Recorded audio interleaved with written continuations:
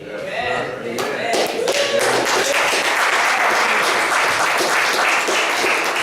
There's so much truth in that, isn't there? Yes, it is. Yes, it is. Yes, sir. Yes, if we could just capture that moment, just keep it with us every moment of the day, throughout our day. You see the world differently. You see the world as God sees the world. You'd see through the eyes of love. You'd feel the heart of understanding and compassion.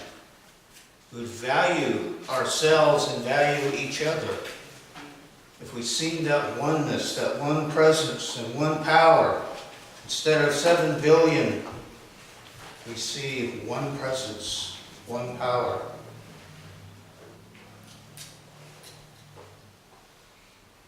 You know, Paul tells us in Thessalonians that in everything give thanks. This is the season for feeling that thanksgiving, for counting our blessings as we come together this week with family and friends, and we celebrate, we count our blessings. Amen. And sometimes we ask ourselves, now why do we want to be thankful in all things?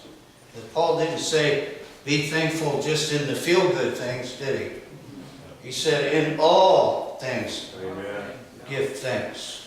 All things give thanks. And you know, when I was growing up, I used to think, well, that's just something I had to do. It was just part of being a Christian. You just have to do it because it says so. Right there in the book. But I didn't know about the principle and the caring and the reasoning that's behind these words. These aren't just words put out there as rules like the Ten Commandments. It says, thou shalt not, or thou shalt do this. There is principle behind everything that you do. So even in those things that don't feel good, we're going to go through that and find out why it's so important, especially with those things that don't feel so good. Because you have the power within you to transform situations, to transform feeling responses within you, living experiences. You know, when I see days like this, you know, sometimes it's challenging to think of all the good in your life. You know, we've become even affected by the weather for our moods. But you know, when you see, I've always wondered about the birds in the morning when they're singing in the morning. They always sing in the morning, just at daybreak. And I heard someone say one time that they're giving praise to the Creator.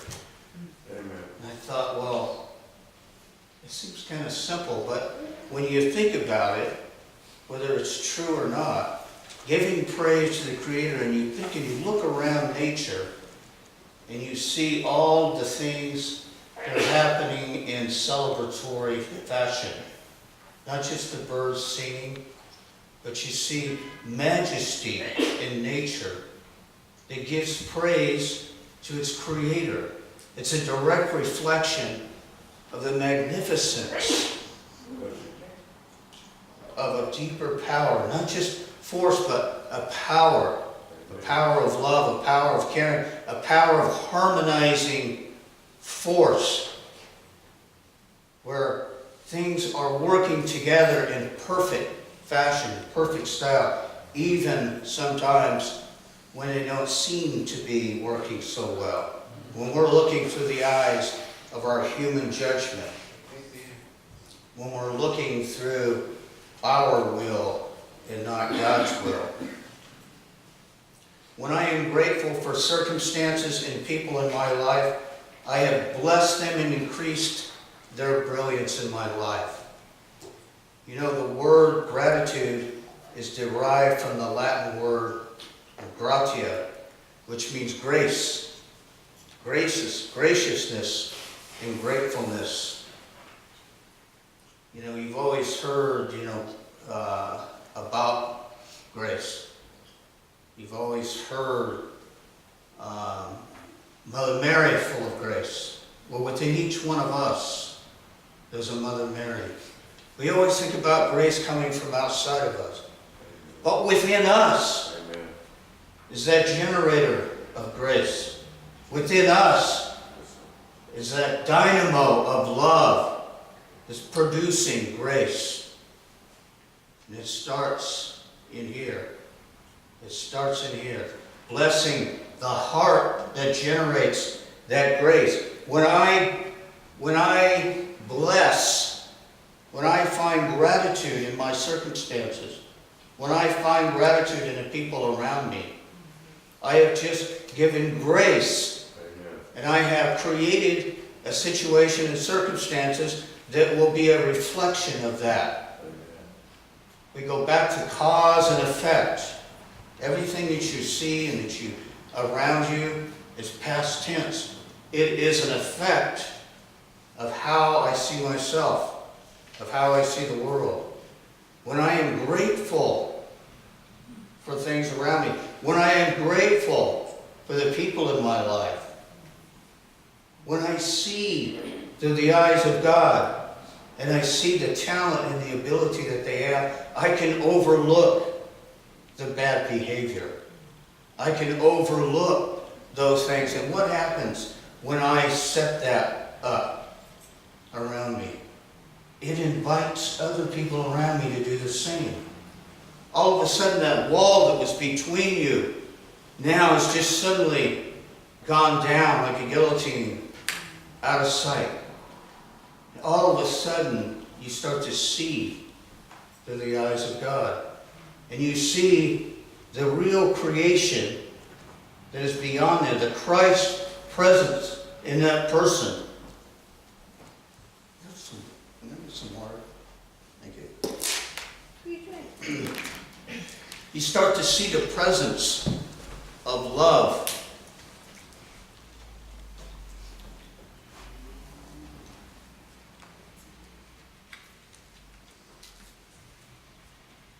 And it all because you have decided to change your perspective. Yes, sir. You have decided to take yourself away from the attachments of judgment, knowledge of good and evil. You've given that up. You've surrendered that. You've given up self, as Jesus said. Take up your cross and follow me. Stop the judgments. Jesus' message was, take up the cross, follow me. Call out to Christ in each other. That doesn't mean accept bad behavior in other people. It means to call out to Christ in them. Amen. You know, I remember when my grandmother, she was a great example for me of grace. My mother died when I was 2 years old. I had these amazing grandmothers, and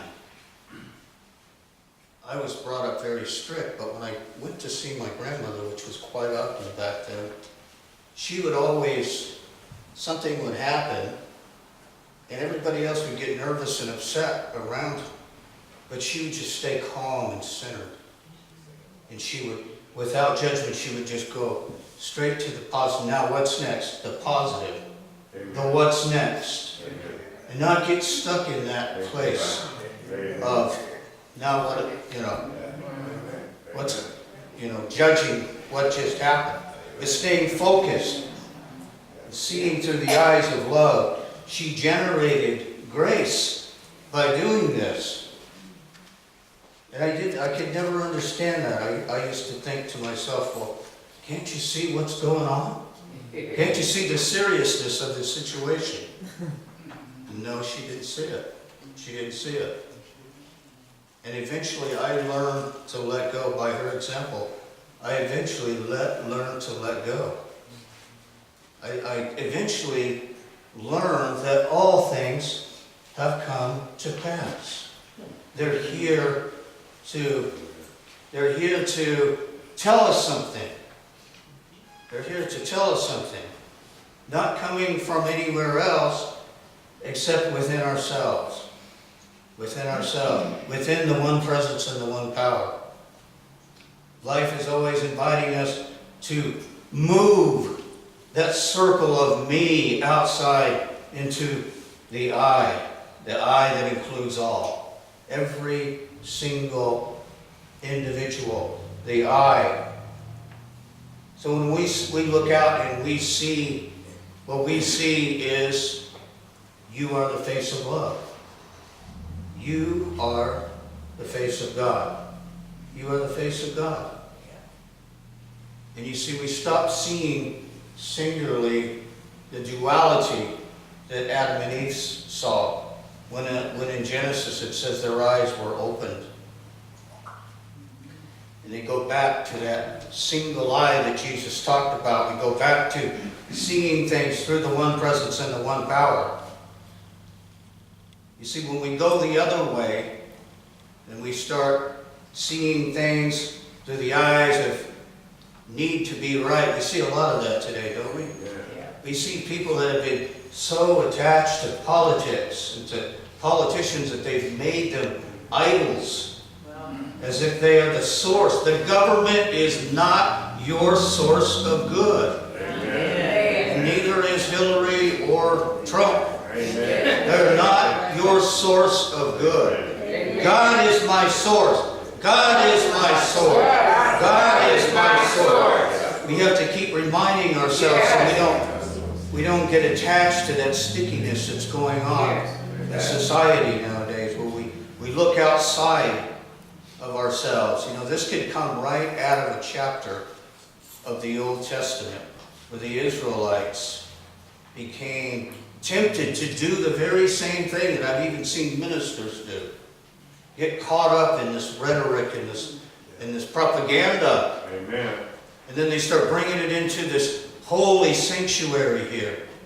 They start dragging themselves, God's name, to this mud. They start defiling the holiness of the privilege of what they've been given to do, the realm of service that they've been given. Far from that field of intelligence and reason, these people become the evil that they see in others. You see, they put themselves in as James explains, that trap that you set for another person, you step in yourself. When you become high and mighty and elitist, and you start judging people, there's self-righteous indignation. And you put yourself, without even knowing it, up here, and you start judging others. Because you fail to trust in the one presence and the one power. The abiding love that is beyond circumstances. The eye of the storm. In the center is where you're invited to go, to stay. In the eye of the storm.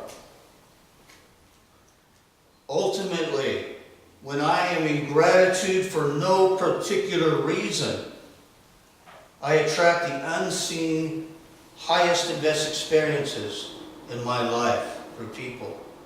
They're unseen. I can stop taking a look around and saying, I'm grateful for this, and I'm grateful for this, and I'm grateful for this. There is a higher level of gratitude that just said, I am grateful. It's the highest form of gratitude. I am grateful. And you feel this presence of love because it doesn't depend on having someone there to love you. It doesn't depend on having a financially secure circumstance in your life. It doesn't depend on any circumstance that is temporary that's come to pass. It's there because you feel the one presence and the one power in your heart. He says, I am grateful. I am grateful. I am grateful. And in everything that comes from that is an effect of that cause. It's an effect. The blessings that come from living in gratitude are much, much more than you could ever imagine. You can't begin to map out what is in store for you when you just do and follow what Jesus advised us to do. What was the number one golden rule? Love God with all your heart, soul, and mind. And love your neighbor. Love your neighbor as yourself. You are the face of God. See, Meister Eckhart said, you cannot love God if you do not love your neighbor. You cannot love any of that triangle. Yourself, God, or your neighbor. Every single one of them has to include love. Love, love. The God above, the I within, and the I without.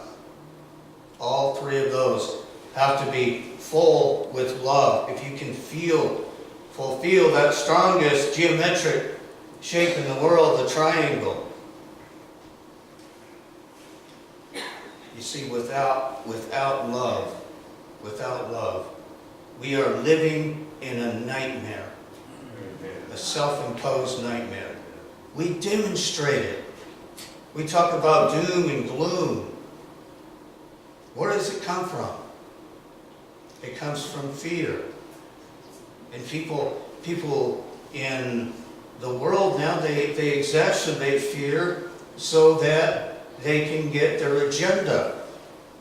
So what's ours to do to set example as Christians is to follow our heart. To be in gratitude means to be in trust. I trust that the presence of God is always with me. I trust that the presence of God goes before me. I trust that even though I'm feeling contentiousness and I'm experiencing separation and fear and anxiety in some of my surroundings, I trust and know